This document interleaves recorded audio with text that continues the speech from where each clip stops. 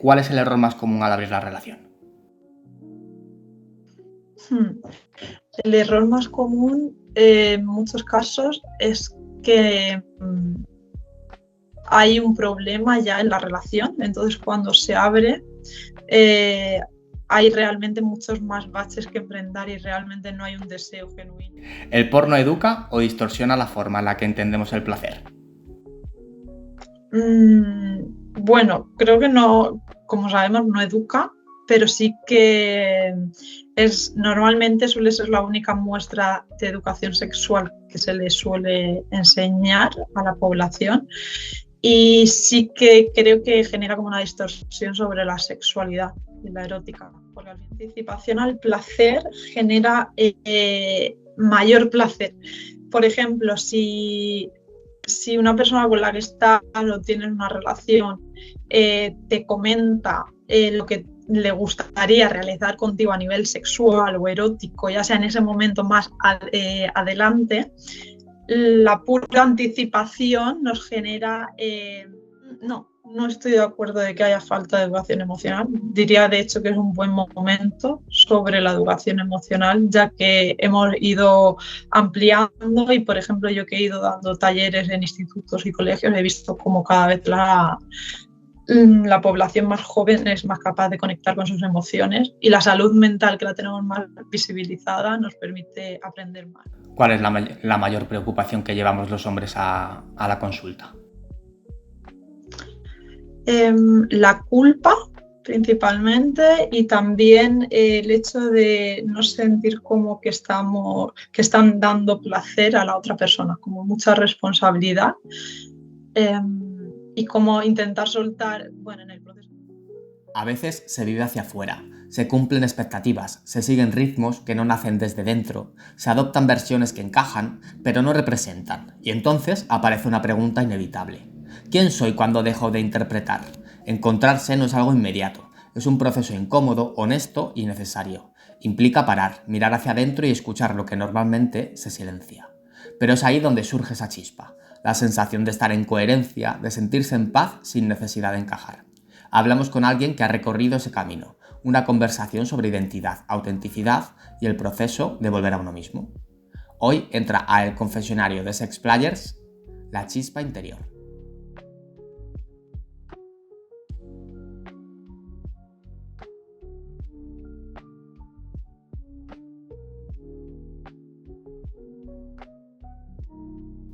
Hoy tenemos con nosotros en El Confesionario de Sex Players a Ana, la chispa interior.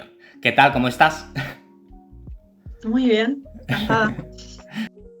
Encantado de tenerte con nosotros. ¿Qué te parece si te presentas tú? Vale, perfecto. Pues yo soy Ana Vera Martín, soy procedente de Murcia, aunque resido en Cataluña. Me formé como educadora social y pedagoga, y aparte de ser profesora de yoga, acabé especializándome en terapia sexual e intento como tanto formar como ayudar a personas que lo necesitan. Mira, la entrevista se divide en dos partes, un bloque de preguntas y una parte de minijuegos. ¿Empezamos? Sí. Antes de entrar en temas de relaciones, deseo o placer, queremos conocer a la persona que hay detrás del proyecto, tu historia, tu mirada y aquello que te hace única. ¿Qué te motivó a crear la chispa interior y qué significado tiene personal ese nombre para ti? La motivación fue que tenía como muchas ganas de dar a conocer el trabajo que yo ya estaba realizando de terapeuta sexual, y quería unificar en una palabra lo que significaba para mí, que era tanto la conexión con una misma y como tener como la esencia de una persona, ya sea la ilusión, y también que fuera conectado con la sexualidad. Y así mismo pues nació la chispa interior, que hace alusión a reconectar contigo y con esa parte sexual. ¿Qué idea o mensaje te gustaría que la gente asociara siempre contigo? Diría que la ilusión, reconectar con la ilusión, ya que creo que la ilusión es la base de conectar con la vida, con el placer, con la motivación, y si no existe esta motivación o esta ilusión, como que no podemos alcanzar un bienestar o una plenitud que realmente buscamos. ¿Qué es lo que más te ilusiona a ti? Conectar con mi entorno y disfrutar el día a día. ¿Eres disfrutona? Sí. ¿Sí? Sí. ¿Qué te gustaría que la gente supiese de ti antes de escucharte hablar de sexualidad o relaciones?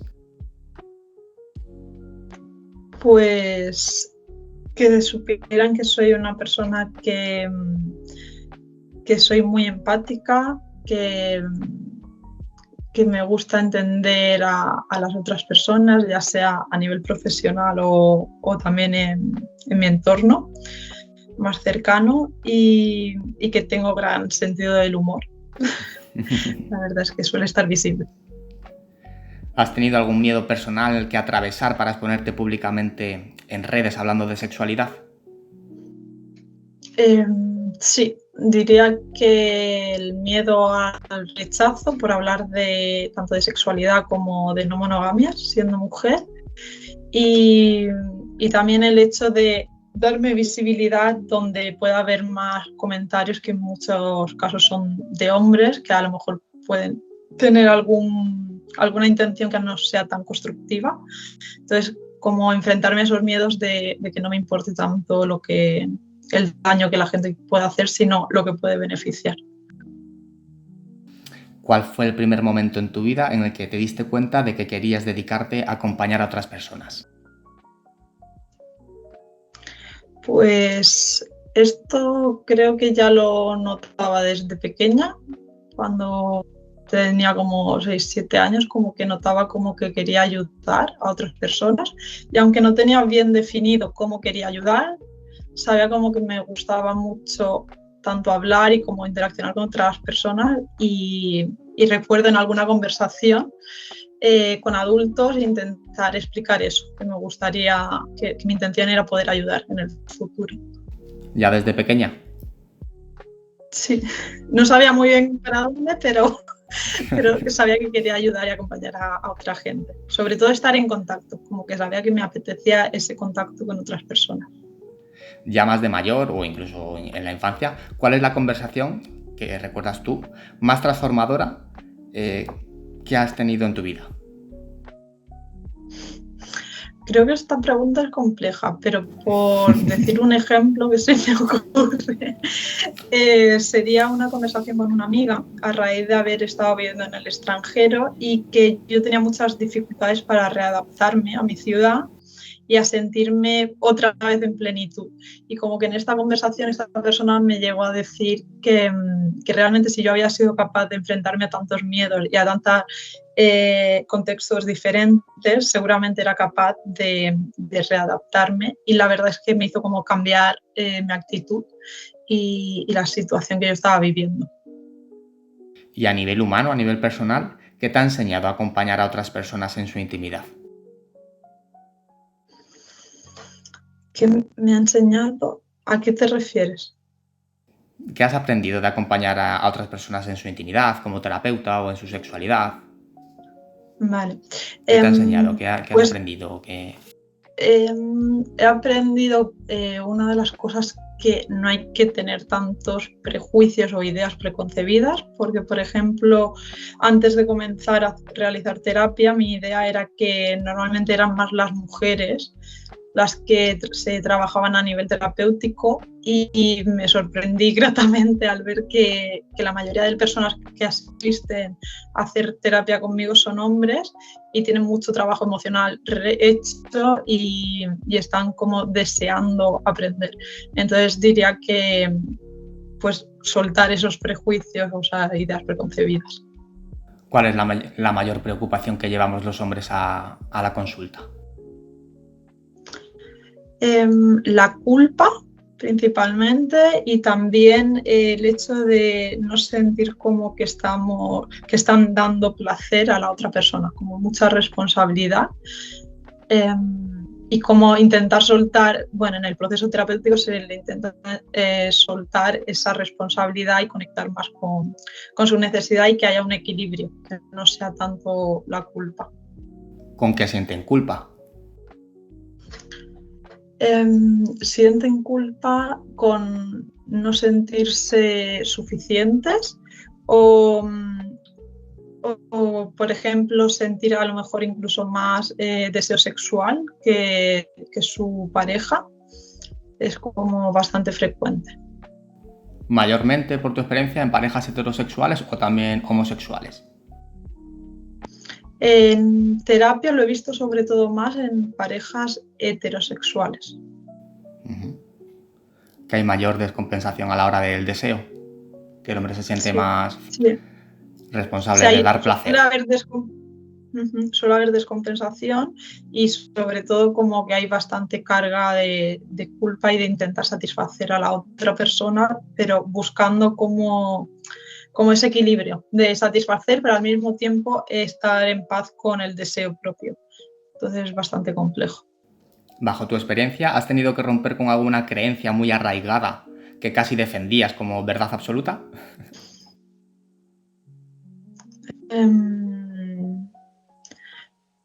Bueno, diría realmente lo que te había comentado anteriormente, que consideraba que los hombres no tenían tanto trabajo personal ni que querían aprender tanto a nivel de sexualidad y por el contrario no era así, sino todo lo contrario, que estaban deseando.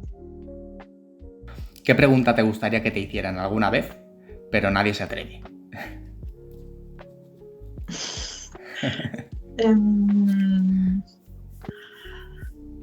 Pues es compleja esta pregunta. ¿O hay alguna pregunta que, por ejemplo, tú nunca te atrevas a hacer?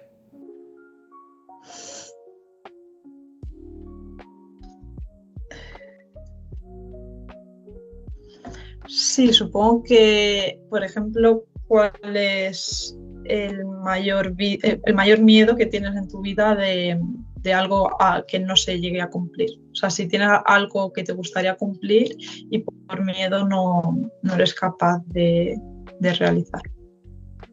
Porque creo que muchas veces como que vivimos en una vida que está como muy estipulada lo que se debe hacer y como que tenemos como muchas cosas que nos gustaría realizar. ¿El qué? Que tenemos como unos patrones muy marcados. Bueno, me refería más como que la sociedad nos dice cómo deberíamos ser y normalmente como que hay muchas ilusiones o deseos que dejamos encajonados y que no nos permitimos ni experimentar ni averiguar realmente si eso es lo que deseamos. Vamos ahora a un tema del que hablas mucho y con muchísima claridad: las no monogamias éticas. No desde el morbo, sino desde lo emocional, lo práctico y lo humano. ¿Qué es lo más importante que debería entender alguien antes de plantearse una no monogamia ética? Pues en primer lugar, saber por qué motivo quieren entrar en una relación de no monogamia ética. Si es por una decisión propia, es decir, que desean eso, o realmente por una decisión a nivel intelectual, ya sea a nivel de valores o política, o si han sido influenciadas quizá incluso por su relación. Tener muy claro el motivo, porque cuando vayan a haber dudas o miedos o complicaciones, si sabemos realmente el pilar y ese es fuerte, será más fácil continuar. ¿Qué diferencia realmente una no monogamia ética de una relación simplemente desordenada? Pues una monogamia ética se consolida como en la comunicación, en la honestidad, en la complicidad, en unos acuerdos y una comunicación que no se da por sentada, sino que es profunda. Y en cambio, una relación que no es cuidada, generalmente se espera que se vaya haciendo sola sin cuestionarse qué necesitan, qué desean, qué ha cambiado y normalmente suele no haber, puede haber infidelidades. Vale. A la hora de abrir la relación, ¿cuál es el error más común al abrir la relación? El error más común en muchos casos es que hay un problema ya en la relación, entonces cuando se abre hay realmente muchos más baches que enfrentar y realmente no hay un deseo genuino de abrir la relación, sino que es intentar poner como parches. Entonces ese sería como uno de los problemas y también la falta de comunicación. Hay muchas personas que deciden abrir la relación y no tenían una base sólida de cómo comunicarse o cómo expresar lo que necesitamos. Entonces ahí es mucho más complejo y no tiene mucho sentido. ¿Crees que vivimos un boom de la no monogamia o una falta de educación emocional real?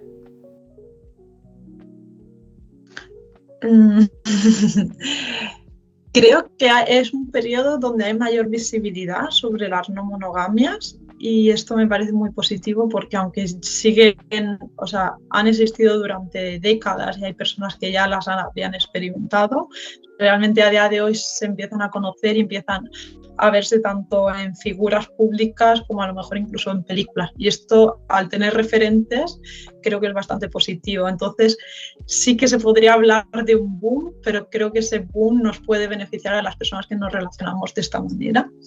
Y la otra, me has dicho si había un boom o sí. ¿O perdón, falta de educación no. emocional?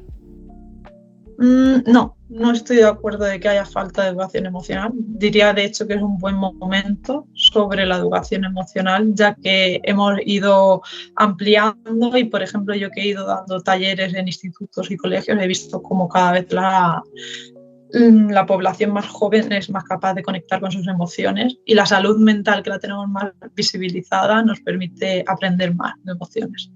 Entonces, diría más lo del mundo. Sí.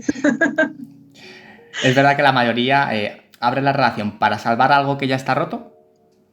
¿O no? En muchos casos, sí.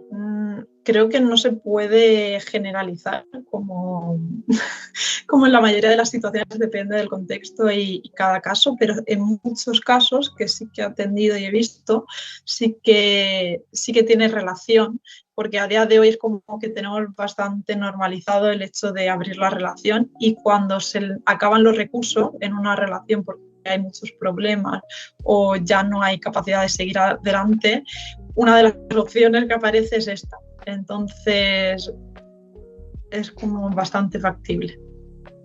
¿Qué señales claras indican que abrir la relación es una huida y no una elección consciente? Cuando no hay un deseo por las partes implicadas, es decir, si en este caso es una pareja, sí. Si una de las dos realmente no desea este tipo de relación, sino que está aceptando, pues ante una situación, ya sea que han pasado como una situación de a lo mejor de maternidad o de conflictos, y en este caso sí que podría ser más una huida porque hay una desconexión en la relación y se busca reconectar a raíz de esto, pero realmente es un error, porque si la relación no está unida, la relación abierta va a destruir más que unir. ¿Qué tipo de inseguridades suelen aparecer primero cuando alguien abre la relación?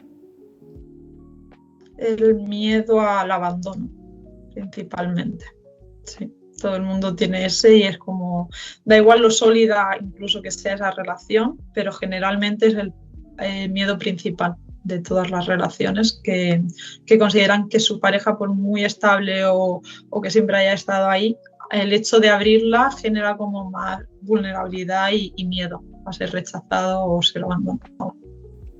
¿La no monogamia exige más madurez emocional que la monogamia o es otro mito? Me parece buena pregunta esta. Esta pregunta la veo algo subjetiva, porque creo que yo tengo una interpretación porque mi manera de relacionarme ha sido una, aunque históricamente también he tenido monogamia. Entonces, lo que yo Claro, te puedo ver a pregunto raíz de bajo tu terapia... experiencia, bajo tu opinión, me refiero. claro. Sí, sí. Una opinión personal. Claro. Sí que veo que puede tener... ¿Me la puedes repetir? Es que no estoy segura si te... Si la no monogamia exige más madurez emocional que la monogamia, ¿o es otro mito? Sí, vale. Sí, la no monogamia requiere mayor Madurez mayor emocional. conciencia emocional, sí, madurez emocional, ya que si, por ejemplo, no sabes lo que necesitas o quieres, realmente puedes adentrarte en un tipo de relación donde pueden haber mayores problemas y puede ser una montaña rusa, porque hay como más exposición a los celos, a los miedos. Entonces, realmente una persona que no quiere conectar con sus emociones ni desarrollarse, tener un mayor crecimiento emocional, no le conviene adentrarse en las no monogamias éticas. Porque si lo que quiere es experimentar a nivel sexual, eso está muy bien, pero no son no monogamias éticas. En cambio, la monogamia de toda la vida, aunque a día de hoy sabemos que las personas tienen más conciencia emocional porque a nivel social esto se está popularizando y la salud mental está a la orden del día, podemos ver que no es tan indispensable porque hay un molde específico.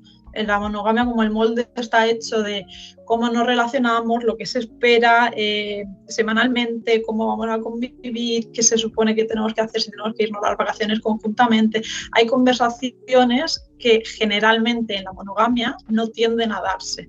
Aunque puede ocurrir que haya relaciones que sí, pero en cambio en la no monogamia nada está escrito. Entonces, realmente las cosas se tienen que hablar y no se da nada por hecho. Por lo tanto, hay mayor profundidad y se requiere más conciencia emocional. En mi caso es lo que yo veo. En una relación monógama, digamos, ¿qué conversación incómoda debería tener toda pareja antes de abrir la relación? Pues sería qué expectativas tiene sobre la relación que le gustaría construir. Es decir, si lo que quieren simplemente es tener encuentros sexuales con otras personas, si lo que quieren es compartir esos encuentros sexuales con su pareja, si lo que quieren es construir otras relaciones. Es decir, tener sinceridad absoluta, porque cuando empiecen realmente a experimentarlo, si no han sido claros y honestos, probablemente van a haber desencuentros, malestares, y el miedo va a ser aún mayor que si de primeras ya sabemos lo que realmente les gustaría. Y a raíz de ahí ir calibrando a qué velocidad y hasta dónde quieren ir. La importancia de la comunicación en pareja, ¿no? Sí, indispensable. ¿Hay perfiles de personalidad que lo tienen más difícil en vínculos no monógamos? Sí. No sé si destacaría como rasgos de personalidad, pero personas, por ejemplo, lo que hemos conocido y hemos escuchado bastante en los últimos años, que es el apego ansioso, las personas que tienen, yo en mi caso también tengo apego ansioso, normalmente tienen mayor dificultad a la hora de relacionarse en no monogamias, porque van a tener más miedo al abandono y va a ser aún más costoso y necesita más implicación emocional y más trabajo a nivel terapéutico normalmente. Entonces, en este caso es más complejo, pero no quiere decir que sea imposible. A mí hace años una terapeuta que me atendía a mí me dijo que no me convenía este tipo de relaciones por mi tipo de apego, y creo que no es real, sino que hay que trabajarlo más y con mayor conciencia. No la hiciste caso. No estaba de acuerdo. Consideraba que era algo a tener en cuenta, igual que alguien cuando tiene una dificultad, por ejemplo, que tiene dioptrías y necesita ver con gafas, pues era como, vale, yo voy a entender que voy a necesitar más esfuerzo, pero no quiere decir que no sea algo para mí. Sí. En las parejas, cuando abren la relación, ¿qué suele generar más conflicto real? ¿El sexo, la gestión del tiempo o el apego emocional? Pues sorprendentemente suele ser la gestión del tiempo.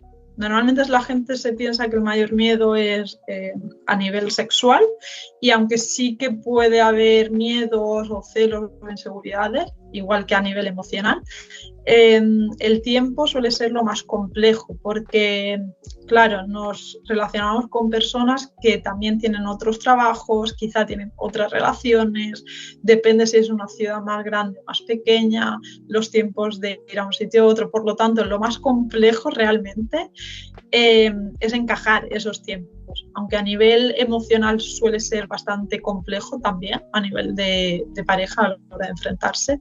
Lo más complejo, que normalmente se suele hablar en las no monogamias y es muy visible, es cómo gestionar esos tiempos. Quedando el sexo y el apego, podría hacer otra pregunta.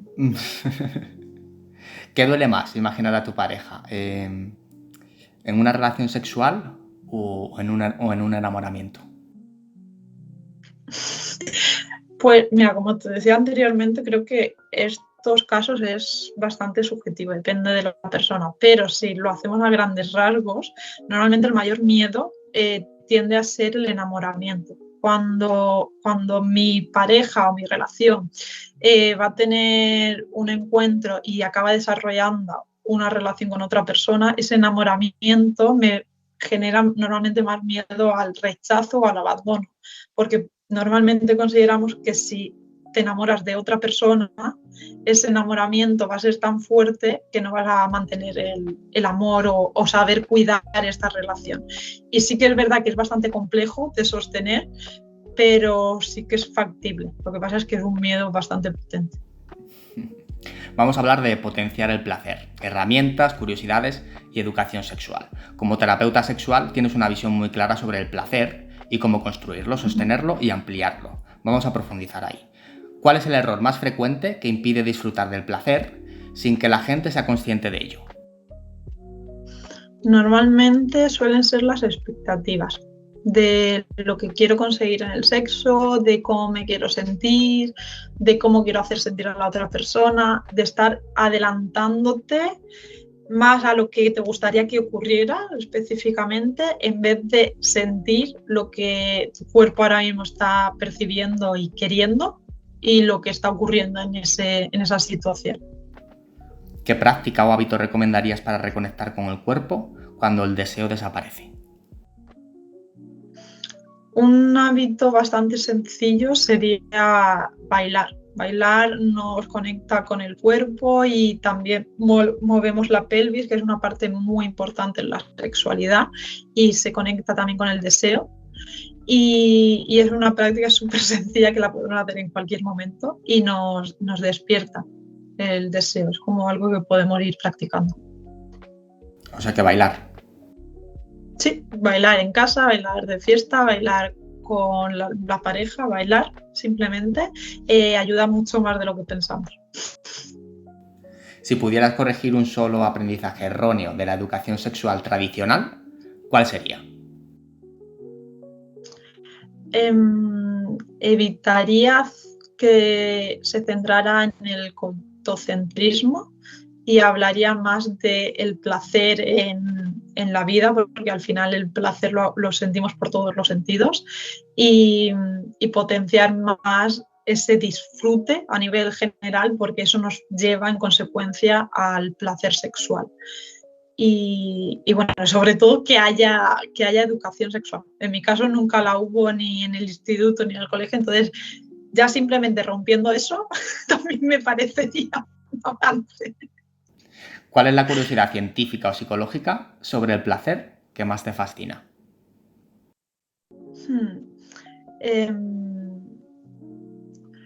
Pues diría que es la anticipación. La anticipación al placer genera mayor placer. Por ejemplo, si una persona con la que estás o tienes una relación te comenta lo que le gustaría realizar contigo a nivel sexual o erótico, ya sea en ese momento más adelante, la pura anticipación nos genera deseo. Entonces me parece fascinante porque ahí realmente no tienes que elaborar ni hacer grandes cosas, simplemente el conectar con algo que quizá vaya a suceder o no, pero el simple anticipación ya genera el deseo. ¿Crees que hay muchas personas que no tienen deseo, digamos, cuando en realidad nunca han explorado qué les excita de verdad?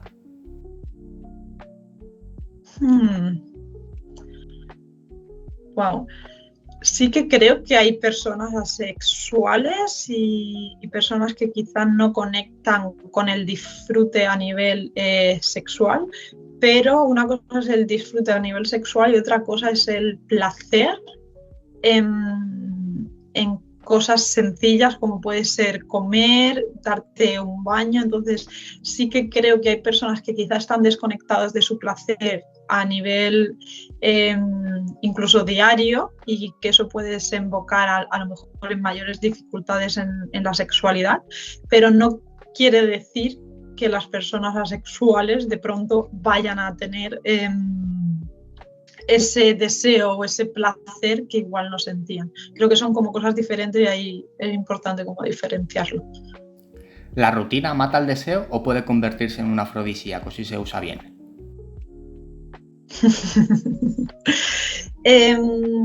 Normalmente la rutina sí que es potencial destructor del deseo, porque normalmente si lo pensamos en una relación que normalmente se acaba de iniciar o lleva poco tiempo, suele haber como mucha novedad en todos los detalles y esa novedad es como una chispa muy potente en la sexualidad.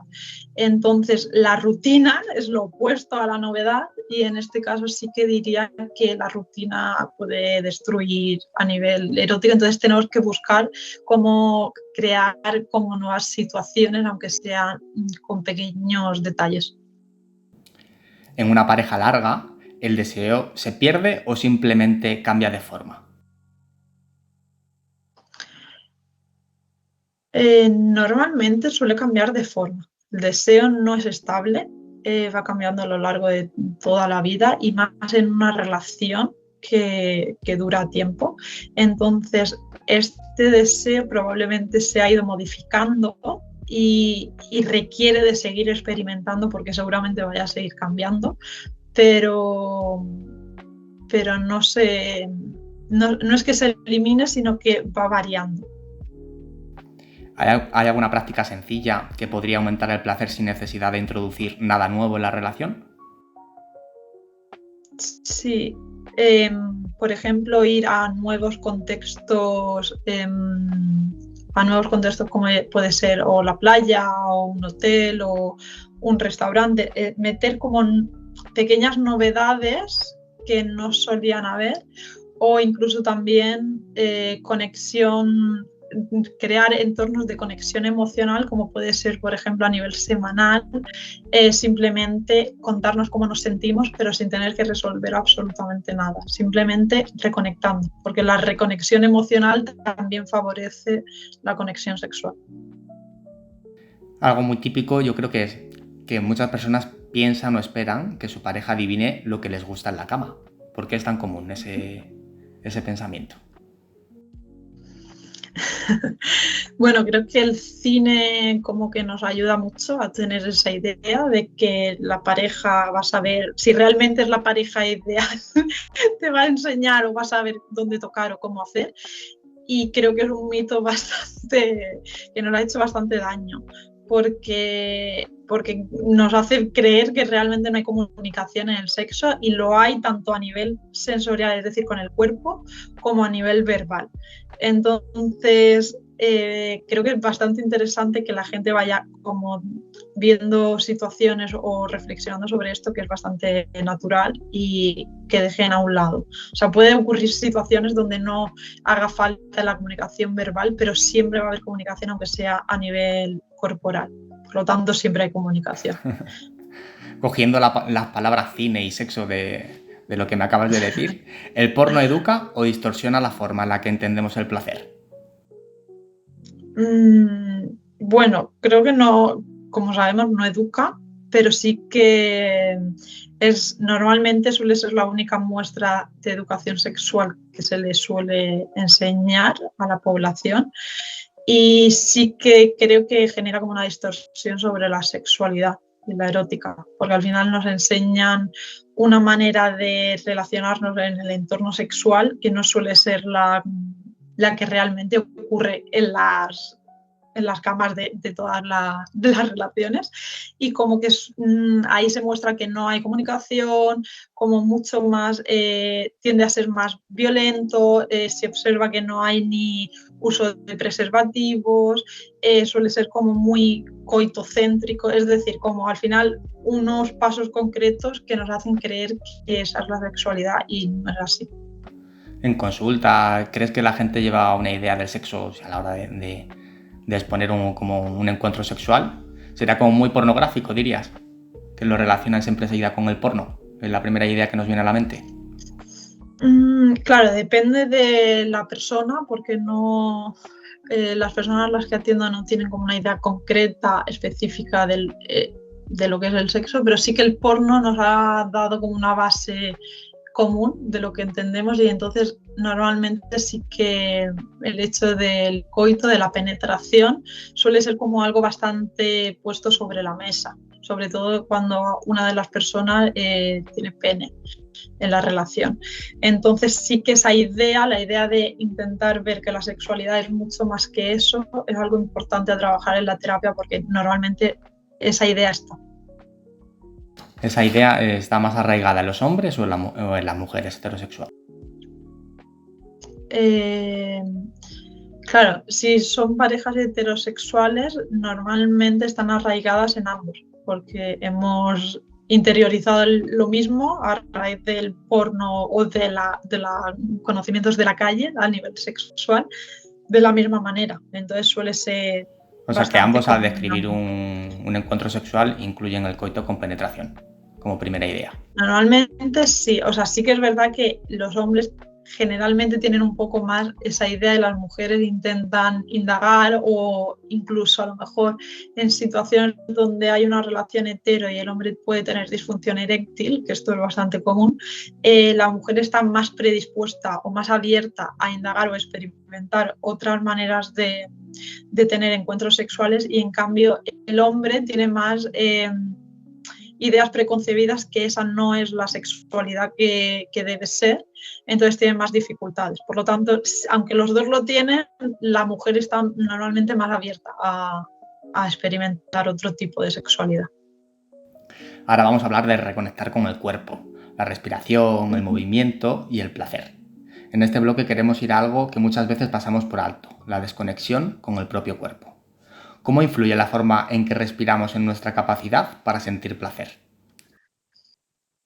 Bueno, la respiración es la base que se trabaja en terapia sexual para reconectar con el placer, ya que nuestra respiración normalmente nos lleva a, según cómo respiramos, podemos tener como mayor estrés o más estado de alarma. Por lo tanto, como vivimos en una sociedad donde vivimos ante el estrés, esa respiración nos potencia ese estrés, y por lo tanto la calma, que sería una respiración más pausada, más relajada, más calmada, está más conectada con la sexualidad. Que, bueno, esta idea, por ejemplo, es diferente a lo que vemos en el porno, y al contrario, suele ser que una respiración más amplia, más relajada, está más abierta al placer. ¿Qué relación hay entre estrés acumulado y bloqueo del deseo?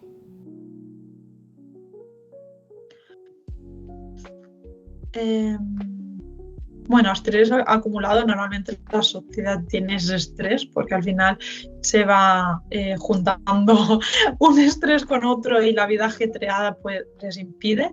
Y bloqueo, me has dicho... Bloqueo del deseo. Vale, bloqueo del deseo. Sí que uno puede desembocar en el otro, es decir, la conjunción del estrés puede desembocar en un bloqueo a nivel sexual, pero no siempre van relacionados. Este último, el bloqueo, puede suceder también a raíz de un trauma, una situación compleja a nivel vital muy puntual, que una vez que se marcha esa situación se puede o perpetuar, o quizá en algún momento desaparecer, a veces con poquitos cambios. Entonces, bueno, tiene una relación, pero es diferente. Porque muchas personas tensan el cuerpo sin darse cuenta durante la intimidad. Bueno, hay diferentes motivos. Uno de ellos es que nos han enseñado, como iba mencionando en el porno, que normalmente expresiones del cuerpo como más bruscas o tensas, como que nos enseñan que esas posiciones aumentan el placer, pero al contrario, cuando el cuerpo se contrae es más difícil que el placer se pueda desarrollar por el cuerpo. Entonces, ese sería uno de los motivos. Otro es la inseguridad o el estrés, también por la expectativa de lo que va a ocurrir en el encuentro sexual, el miedo de no estar a la altura y también incluso a nivel corporal. Hay muchas personas que no se sienten cómodas con su propio cuerpo, entonces también se tensan sin darse cuenta. Bueno, estos serían algunos de los motivos. La relajación muscular juega un papel importante en la intensidad del orgasmo. Sí, como te iba comentando, aunque creemos justo lo contrario, la relajación realmente aumenta la capacidad de poder sentir el placer y por lo tanto el orgasmo. Y normalmente cuando ese descanso, ese calma que nos permite conectar más fácil con el placer, si no estamos pensando, por ejemplo, en conseguir el orgasmo, por lo tanto estamos como más relajados, es más fácil conectar con ese orgasmo, incluso que sea más amplio, que si estamos como obsesionados pensando que quiero llegar al orgasmo. Hoy en día que hablamos que vivimos estresados y con un ritmo muy acelerado, ¿de qué manera el consumo constante de estímulos visuales altera nuestra percepción del placer real?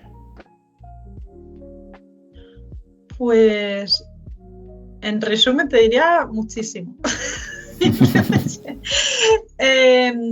Bueno, al final, mira, si pensamos, por ejemplo, en cómo nos relacionábamos, incluso cómo jugábamos de peques, normalmente era con menos tecnología y había más capacidad de socializar y de disfrute y por lo tanto mayor creatividad. Pues lo mismo pasa en la sexualidad. Si estamos expuestas en nuestra vida diaria a ordenador, pornografía, estímulos como puede ser Instagram, que al final nos generan mucha dopamina, esta dopamina o estos inputs que al final nos generan muchos estímulos, si son tan constantes, lo que produce es que necesitamos estímulos aún mayores para conectar con el placer en la sexualidad. Por lo tanto, no es más bien contraproducente el consumo de pornografía o de este tipo de dopamina, como decíamos, de aplicaciones, ya que disminuyen al final el disfrute o la conexión con el cuerpo. Ya hemos pasado el bloque de preguntas, ahora vamos al bloque de minijuegos. Vale.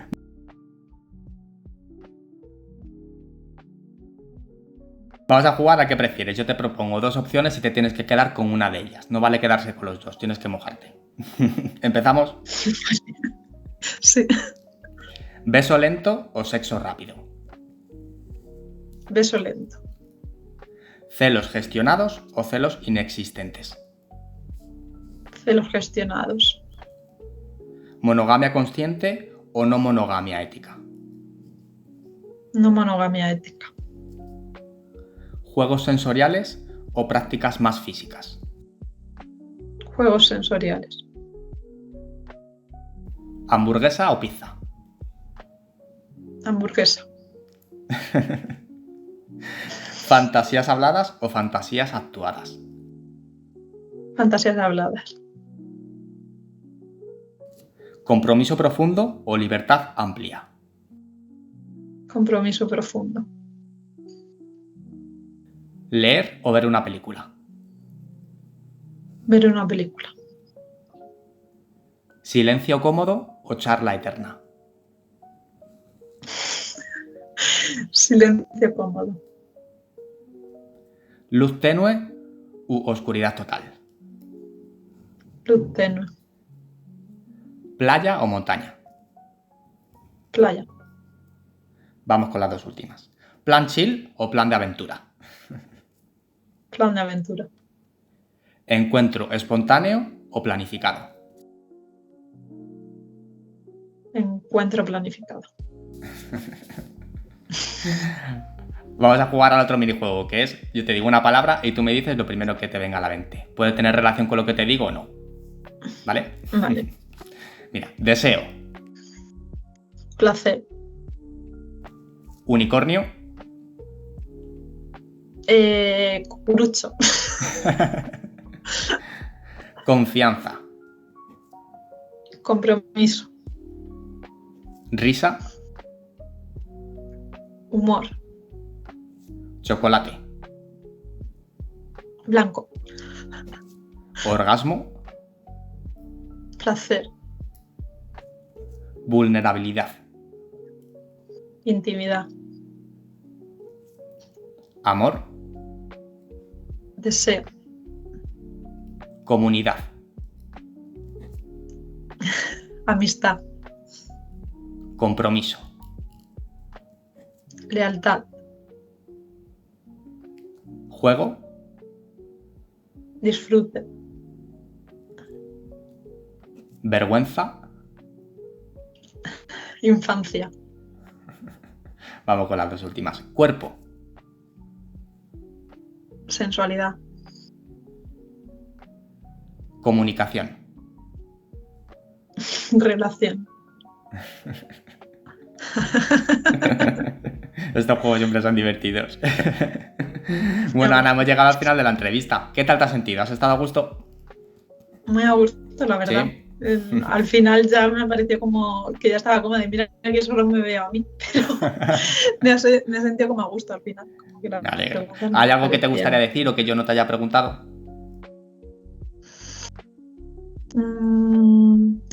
Pues mira, sí, cuando estaba pensando en la entrevista, como que hablamos bastante de homosexualidad, que al final no han salido las preguntas, y me vino a la cabeza el tema de la bisexualidad. Y creo que es algo que está bastante presente, por ejemplo, las personas que suelen acudir a mi consulta suelen tener como o dudas o están en un proceso de cuestionarse su orientación sexual, o incluso a lo mejor no están como cerradas en lo que realmente les interesa, y como que me parece algo bastante interesante a destacar, como que no hay como personas solamente heterosexuales, homosexuales o bisexuales que acuden a mi consulta, sino que hay variedad y me parece fascinante. Eso merece otra entrevista. Mira, como es tradición en el confesionario de Sex Players, te vamos a pedir que dejes una pregunta para el próximo invitado o invitada del confesionario. No se sabe quién será. Puede ser una pregunta divertida, atrevida o completamente random. ¿Vale? Y te vamos a formular la pregunta que han dejado para ti. En este caso te la ha dejado Noelia Medina, escritora de novela erótica. La pregunta que te ha dejado es: ¿hay algo que te encantaría hacer pero que todavía no te has atrevido? Sí, sí, me gustaría vivir una temporada en Francia, pero aunque llevo muchos años queriendo hacerlo, nunca lo he hecho. ¿Cuál es la No pregunta sé que si era a deja? nivel erótico o Dime. era más abierto. O sea, que la No, pregunta que me ha hecho Noelia... fue como no- general, lo vale. primero que te venga. Vale, vale. Era como un poco así amplia. Vale, pues la pregunta para la siguiente persona sería ¿qué alimento le genera como mucho placer a esta persona? Vale, la anotamos. Bueno, Ana, pues muchas gracias por todo. Un beso muy fuerte. Igualmente. Un Ha sido un abrazo. placer. Adiós. Chao.